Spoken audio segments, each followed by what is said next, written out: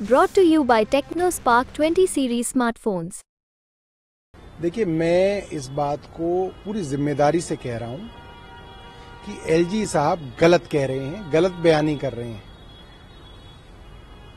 जब पहली बार दिल्ली में मेयर का इलेक्शन होना था, आम आदमी पार्टी जीत के आई थी, तब प्रथा ये थी, परंपरा ये थी कि सीनियर मोस्ट काउंसलर को प्रिसाइडिंग ऑफिसर लगाया जाएगा मेयर के चुनाव में। सीनियर मोस्ट कौन थे? मुकेश गोयल। फाइल पे नाम किसका आया? मुकेश गोयल जी का। सीएम ने और यूडी मिनिस्टर ने किसका नाम प्रस्तावित किया? मुकेश गोयल का। मगर बनाया किसको? सत्या शर्मा को, भारतीय जनता पार्टी की एक कम एक्सपीरियंस वाली पार्षद को बनाया एलजी साहब ने। क्यों बनाया? क्योंकि बेईमानी कराना चाहते थे। बेईमानी पकड़ी भी गई। उसके बाद एल्डरमैन लगाने का मामला था, वो भी हमेशा चुनी हुई सरकार बनाती आई है। कांग्रेस के जमाने में शीला दीक्षित बनाती थी।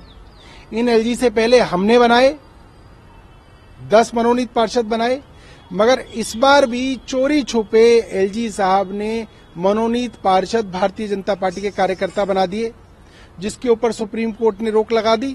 सुप्रीम कोर्ट के अंदर फैसला लंबित है। इन दोनों मामले में आपको मुख्यमंत्री की सलाह की जरूरत नहीं पड़ी, आपने अपनी मनमर्जी चलाई। यहां पे आपने ये बहाना बना दिया कि आपको मुख्यमंत्री की सलाह चाहिए। इनको कोई सलाह नहीं चाहिए, ना इन्होंने कभी सलाह मानी है। मैंने आपको 2 उदाहरण दे दिए। सिर्फ एक दलित का बच्चा मेयर की कुर्सी पे ना बैठ जाए, इस गंदे ख्याल की वजह से भारतीय जनता पार्टी ने इस चुनाव को टाला है।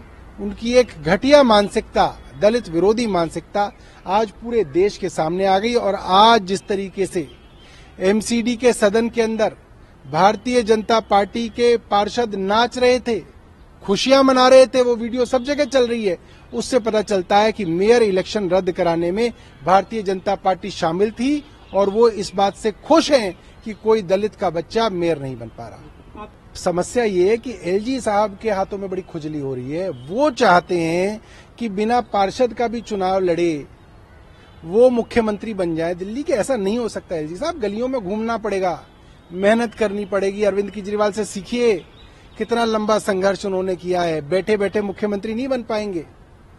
गए थे एक टीवी चैनल के उसमें कॉन्फ्रेंस में और वहां पे बोले नहीं, जेल से नहीं चलने देंगे सरकार।